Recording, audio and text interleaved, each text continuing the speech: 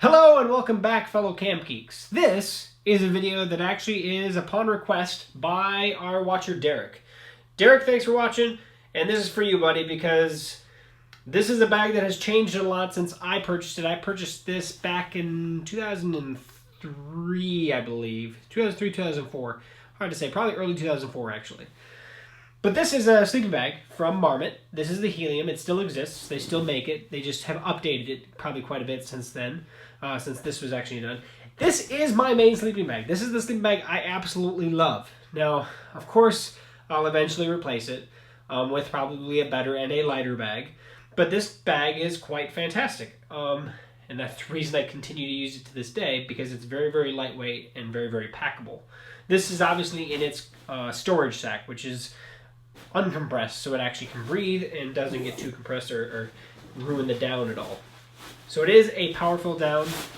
This is one of their premium bags, lightweight, 15 degree, and this is the kind of the one that I usually do whenever if I'm ever in my tent and I have a review going and there's a sleeping bag in the tent. It's probably this guy because I love it. Now, of course, a 15 degree bag in the middle of summer sucks. Especially this bag specifically because it's what they call a 3/4 zip. It doesn't actually zip all the way down to the foot, which means you can't just sit there with it nice and open. So it's a bag. This one's all basically about weight, bringing the weight down. It is quite an awesome bag though. It's got a nice baffled hood up here with a nice drawstring to actually close the hood up. There it is right there. So you can basically pull it around your face and get, basically make it as warm as possible. I have only been in a situation once where I didn't have to do it, but I did do it to keep myself even warmer. That was at really high altitude. I mean, not really high altitude, but still here in the United States. It was close to that 12,500, 13,000 feet where I camped out for a night. And it was chilly during the night. Like I said, it's a 3/4 zip. It does, have the zipper where it'll go on the inside or the outside, so that's a nice little feature there. It does have this nice little baffled section up here where the zipper is, so you don't get that zipper on your face, but it doesn't have that Velcro either, which is a huge plus to me. If it doesn't have Velcro, that's always a huge plus to me. Velcro up here, even at just up here to keep the zipper from moving, sucks in my opinion. I hate it because eventually that Velcro will get all frizzy and suck. So, that said, black on the interior, blue on the interiors, or the exteriors, what mine is. On the foot of the actual guy down here, this is where it actually tells you where it's the Marmot Helium, 15 degree or negative 9 degrees Celsius bag. It is awesome, especially, like I said, packing, right? The actual bag, the stuff sack that it comes with, is this little guy, which is, according to Marmot, an extra small stuff sack. And like anything, whenever you talk about stuff sacks, sleeping bags, if you're not familiar with how to do down bags, they call them stuff sacks for a reason. You don't roll down, you stuff it so that you don't get all the down pushed into one location of the bag. And so every time you stuff it into a bag, you're supposed to be stuffing it in a different way, right? So that it never has a memory at all, and it basically still comes back to buoyancy all the way to the outside. Same with the reason that you leave it in the storage sack when you're not using it, is so the down doesn't become compressed over time.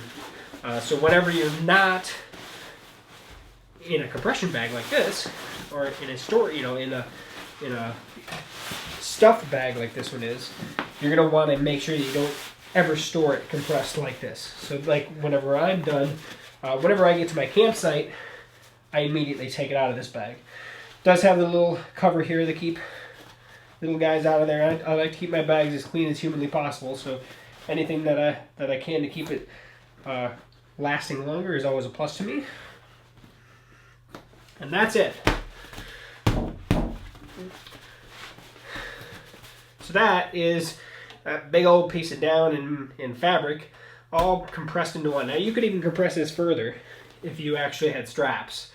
So if space was more of a worry, then you can get this a little bit smaller, especially if you had a compression stuff sack. This is not. This is just a standard stuff sack. For weight purposes, this is the way you usually want to go. Bulkiness is definitely important, but weight is always something you'll notice more than even bulk, especially when you have it in a pack and you have enough room to carry everything. So So that's that. So weight. I think the new one they claim at like 2 pounds 1 ounce. I could be slightly off on that. This one was slightly more than that. It was just around, but I want to say it's about 2 pounds 1 ounce for the half zip, not 3/4 zip. Sorry, half zip. That's what this one is, and they did make a full zip as well. But the weight was the big thing. I wanted a very compressed sleeping bag that had a minimum amount of weight. So even today, if I was to rebuy this, if it wasn't looking at this sleeping bag, and for how I do my, where I go, down is definitely a highly coveted option in my opinion. If I want a sleeping bag, it's going to be down. I do understand synthetics. I love synthetics. They have their place. Down sucks when it gets wet. It really does. And if you're in a very high humidity environment, especially if you're going to get a lot of condensation on the tent on the inside at night, synthetics might be a better choice because your down bag will get very damp. And if it's a very damp environment, down loses a lot of its warmth. But there's something to say about being able to get it this small and as light as it is, which I love about down. Of course, since I got this years ago, synthetics have come a long way. They're a lot better than they used to be. So even today, every time you look at a sleeping bag, don't just go to down just because it's how light and compact it is. Go with what how you mainly use the bag. I have some synthetic bags that are not quality bags like this Marmot bag is. I will say that next time I buy it will be a quality bag, whether it's a down bag or not. I'm probably looking at this. Still runs like the day I got it. I mean, it really does. It's a quality bag. You spend a lot of money to get a bag that lasts a long time. Yes, I still get. That's the old stuff sack is kind of falling apart here in the lid.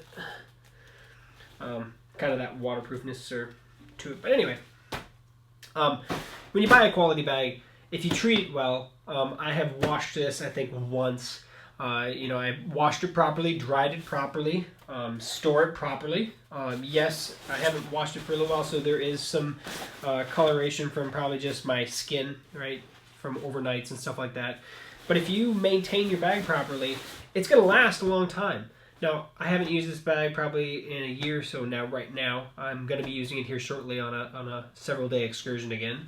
I have only used it this past year in review videos, but awesome bag. And if it wasn't a Marmot bag that I would be looking at currently, I would highly recommend checking out Big Agnes bags. Nemo has some pretty nice stuff out there. Actually, Thermarest actually is putting out some pretty cool bags as well. Feathered Friends is always a big one, especially if you're a down lover.